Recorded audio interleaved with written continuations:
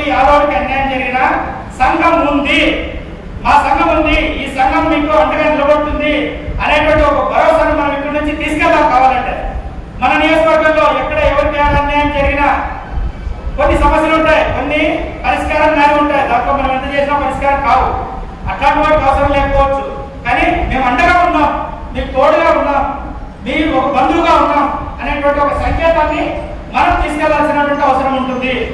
ఒక లాయర్గా ఒక సహాయం అందించవచ్చు అతనికి, లేదా ఒక పోలీస్ అధికారి ఎవరైనా మన వాళ్ళు ఉంటే అతని నుంచి ఒక సహాయం అందించవచ్చు. ఈ పద్ధతుల్లో ఒకరికొకరు మనకు అన్యాయం జరిగినప్పుడు మనం తోడుగా నిలబడేందుకు కోసం ప్రయత్నం చేద్దాం. ఇప్పుడు రాష్ట్రంలో పరిస్థితి ఎట్లుందనంటే 150 కార్పొరేషన్లు ఏర్పాటు చేశారు. అన్ని రకరకాల కులాల కార్పొరేషన్లు, యాదవ్ కార్పొరేషన్ ఏర్పాటు చేశారు, కురుబ కార్పొరేషన్ ఏర్పాటు చేశారు, గావ్ కార్పొరేషన్, ఇట్లా అన్ని రకాల కార్పొరేషన్లు బీసీలకు సంబంధించి 150 కార్పొరేషన్లు ఏర్పాటు చేశారు.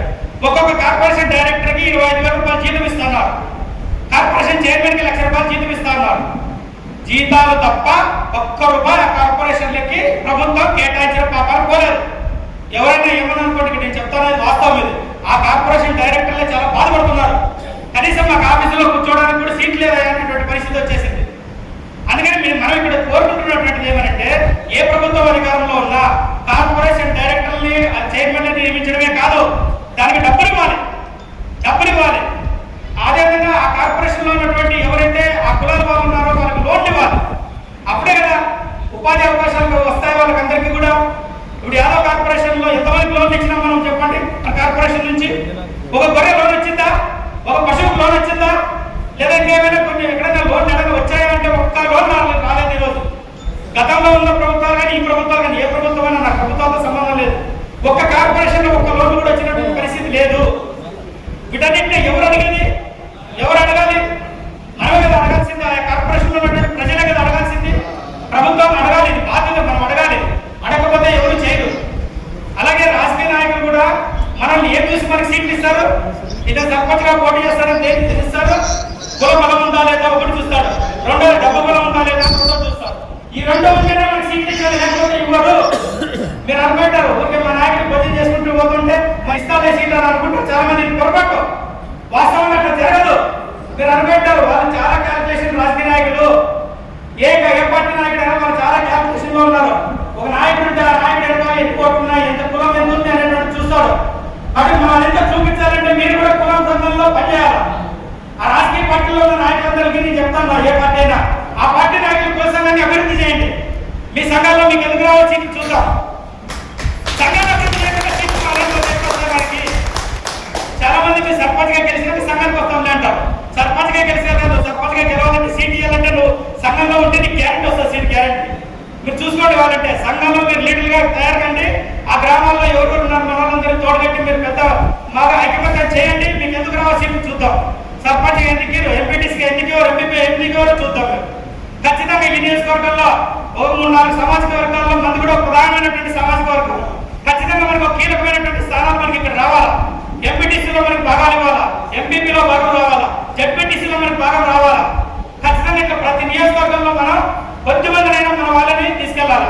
మన అశోక్గా చెప్పినట్లు జిల్లా జెడ్పీ చైర్మన్ మనకు కావాలా. లెక్క ప్రకారం పోతే ఈ జిల్లాలో చాలా బలమైనటువంటి సామాజిక వర్గం ఉంది. కేవలం 2 సామాజిక వర్గాలు అంటున్నారు బీసీలో, కాదు 3-4 సామాజిక వర్గాల్లో మంది కీలకమైనటువంటిది. మన వాళ్ళు ఏమంటే ఐకమత్యాన్ని మనం చూపించడం లేదు, ఓట్లో వాళ్ళు చూపించుకుంటున్నారు, మనం చూపించడం. మన ఊరికే లోపల కూర్చొని మీటింగ్లు పెట్టుకొని వదిలేస్తున్నాం. కానీ ఇది కాదు. భవిష్యత్తులో అవసరమైతే మాకు జెడ్పీ చైర్మన్ మాకు ఇవ్వండి, జిల్లాలో జెడ్పీటీసీలు ఎంపీపీలు మన నియోజకవర్గానికి 1-2 మాకు ఇవ్వండి అని చెప్పేసి అడిగే పరిస్థితి మనకు రావాలని ఈ సందర్భంగా కోరుకుంటున్నాను. అది రావాలంటే మన ఐక్యత ముఖ్యం వస్తుంది. ఖచ్చితంగా మనం ఆ దిశగా రాబోయే కాలంలో సంఘం బలోపేతం చేద్దాం. సంఘం బలోపేతం అయితే ఖచ్చితంగా వీటిని సాధించగలనేటువంటిది మీ అందరికీ కూడా పేరు చెప్తూ ఈ మాట్లాడుకొని భవిష్యత్తులో గ్రామాలకు పోదాం, ఆయా బలమైనటువంటి గ్రామాలు ఏవో ఉన్నాయో గ్రామాల్లో పోదాం, మీటింగ్లు పెడదాం, మనం ఐక్యం చేద్దాం, కష్టసుఖాల్లో మేము ఉన్నామనేటువంటిది మనం నిరూపిద్దాం. ఈ విధంగా సంఘాన్ని అభివృద్ధి చేద్దాం. రాబోయే కాలంలో వాట్సాప్ గ్రూపులు కూడా ఏర్పాటు చేసి అందరి నంబర్లో దాంట్లోకి యాడ్ చేసి సమాచారం గ్యాప్ పొందుకొచ్చాం.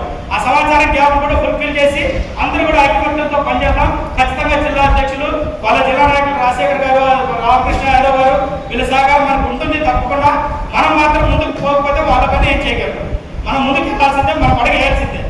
సంఘంలో కలిసి పనిచేయడానికి మీరు అందరూ రావాలని చెప్పేసి కోరుకుంటూ ఆహ్వానం పలుకుతూ అధ్యక్షులు మా ఉమాశంకర్ బాబుకి పేరున ధన్యవాదాలు తెలియజేస్తున్నారు.